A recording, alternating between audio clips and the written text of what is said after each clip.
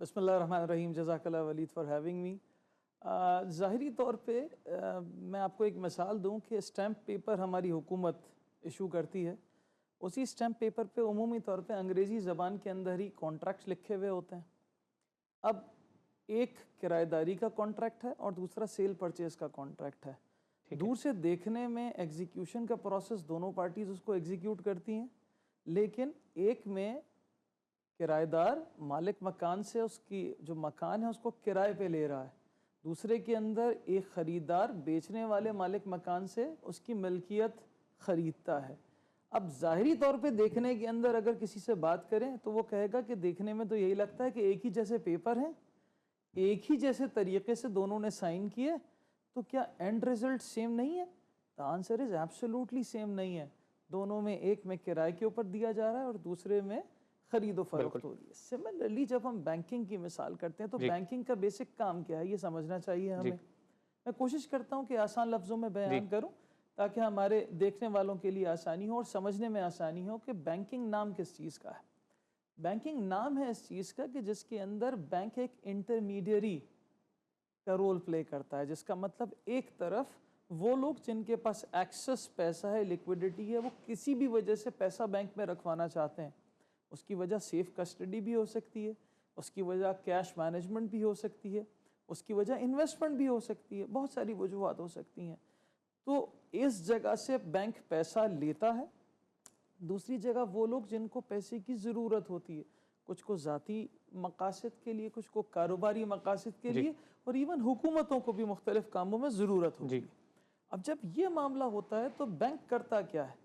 Bank کا کام ہوتا ہے کہ جن کے پاس ایکسس لیکوڈیٹی یا پیسہ ہے ان سے یہ پیسہ لے کے ان لوگوں تک اور ان اداروں تک اس پیسے کو پہنچانا جن کو اس کی ضرورت ہے، کاروبار کے لیے یا ذاتی مقاصد کے لیے.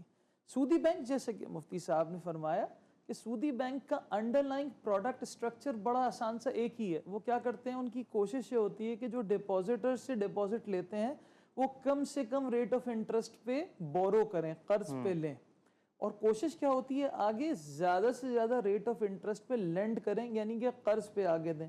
اب اس کا کوئی بھی نام ہو سکتا ہے، اس کو پرسنل فائنانس کا نام دے دیجئے، اس کو ہائر پرچیز کا نام دے دیجئے، اس کو کنزیومر فائنانس، سیکیورڈ لون، ان سیکیورڈ لون، کارپوریٹ فائنانس، کسی بھی قسم کا نام دے دیجئے. انڈرلائن کانٹریکٹ یہ ہے ڈپازٹ سائٹ سے منفعت کے ساتھ قرض لینا اور دوسری طرف جو لینڈنگ کرنا، قرض دینا، وہ منفعت، اور دونوں کے درمیان جو ریٹ کا ڈیفرنس ہوتا ہے وہ بینک کی آمدنی ہوتی ہے، مین آمدنی، کور انکم جسے کہا جاتا ہے، کہ کم سے کم ریٹ پہ پیسہ لیا، زیادہ سے زیادہ پہ دیا.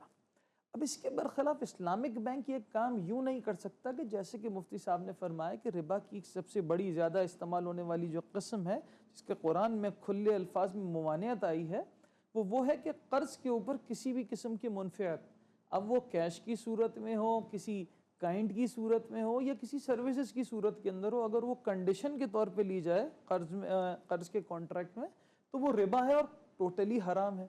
لیکن channelisation of money in it self حرام نہیں ہے. وچ مینس کہ اگر جائز اور حلال طریقے سے ہم چینلائز کریں کام کو، مثلا جن لوگوں کے پاس ایکسس لیکوڈیٹی ہے ان کے پیسے کو جائز اور حلال کاموں میں استعمال کریں اور وہاں سے جنریٹ کریں ریٹرنز کو، پروفٹس کو، اور تقسیم کریں آپس کے اندر شریعہ کمپلائنٹ مینر میں، تو ایسی صورت میں یہ کام بہت ہی نیک اور اچھا بن جاتا ہے. خوب. اب کیا جاتا ہے میں مختصراً بیان کرتا ہوں. اسلامک بینک کیا کرتے ہیں کہ ڈپازیٹر سے جو پیسہ لیتے ہیں وہ قرض کی بنیاد پہ لے کے منفعت نہیں دی جاتی، بلکہ وہ ایک پارٹنرشپ ارینجمنٹ ہوتا ہے یا مشارکہ یا مداربت کی بنیاد پہ، جس کے اندر ہوتا یہ ہے کہ یہ طے پاتا ہے ڈپازیٹر اور اسلامک بینک میں کہ آپ ہمارے پاس جو پیسہ ڈپازٹ کروا رہے ہیں ایز اے پارٹنر، ہم اس پیسے کو شریعہ کمپلائنٹ مینر میں انویسٹ کریں گے، اور اس انویسٹمنٹ کے نتیجے میں جو پروفٹ آئے گا وہ ہم پہلے سے طے شدہ پروفٹ شیئرنگ ریشو میں، ریٹ میں نہیں،